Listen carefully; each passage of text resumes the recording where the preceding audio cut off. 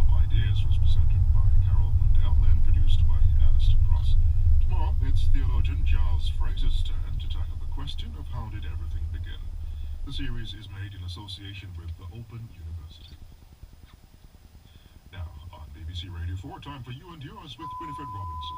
Hello, welcome to Radio 4's Consumer Programme. Today, we'll be speaking to the Justice Minister about calls for legal aid for families at inquests into deaths in care.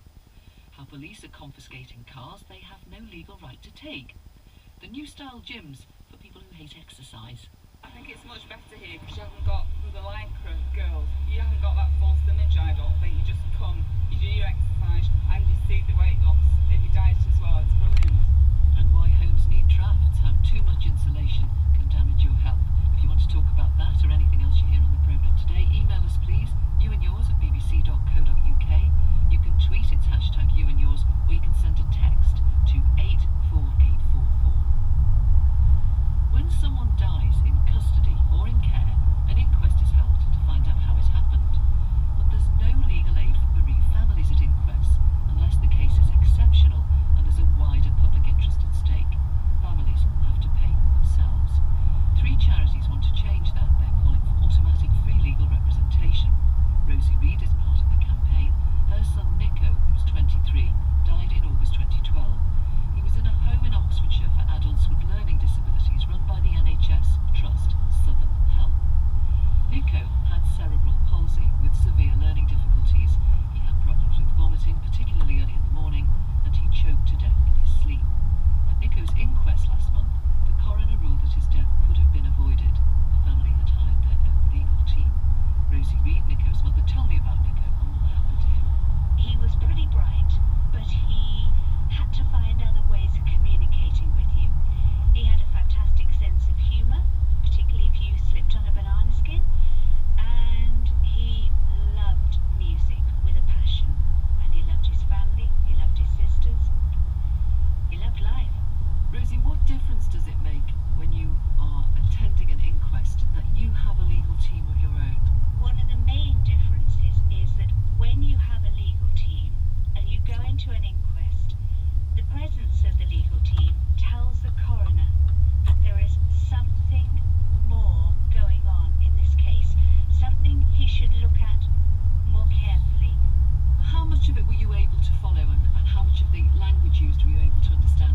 To be honest, not very much at all. As soon as the Southern Health barristers started talking legal speak, it was like listening to Swahili, and quite a lot of what the coroner said went way over our heads. We're not stupid people, but this is not our world. We don't understand legal jargon. And to be honest, without our legal team, I don't know where we would have been. We would have been completely lost. How much did it cost you to be legally represented?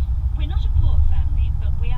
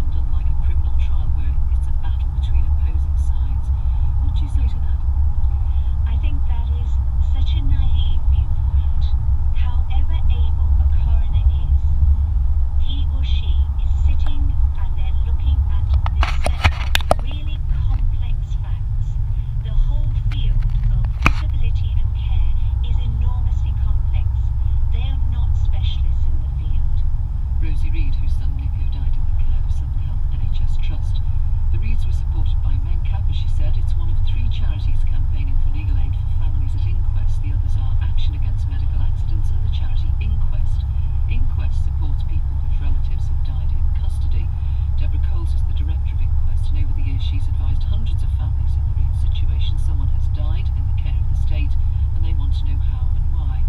Deborah Coles, welcome to your news. How many people like Rosie Reed do